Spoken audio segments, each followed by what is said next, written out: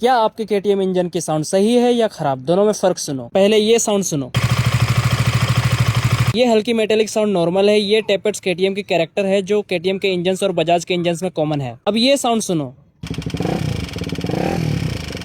अगर ऐसी loud rattling sound आए तो लूज चेन टेंशनर या वाल्व क्लियरेंस की प्रॉब्लम हो सकती है। इंजन की नॉर्मल साउंड से घबराओ मत, लेकिन एबनॉर्मल साउंड को इग्नोर भी मत करो, बाद में बड़ा खर्चा आ जाता है। मैंने इसके रिगार्डिंग स्टोरी पे पोल भी डाली थी जिसमें मैक्सिमम लोगों की सेम साउंड थी, इसलिए घबराने की कोई जरूरत नहीं है, ये नॉर्मल साउंड है। अगर आपको फिर भी सेटिस्फेक्शन चाहिए तो ऑथराइज सर्विस सेंटर जाकर आप पूछ सकते हो, जहां आपको यही सुनने मिलेगा कि ये साउंड नॉर्मल है। मेरा सजेशन रहेगा आप सर्विस सेंटर ही जाएं, क्योंकि लोकल गैराज में आपको पैसे के लिए कुछ भी बोल सकता है। अपनी बाइक की हेल्थ और ऐसे ही कंफ्यूजिंग टॉपिक्स पे अपडेट्स के लिए मुझे फॉलो जरूर से कर लेना। Thank you.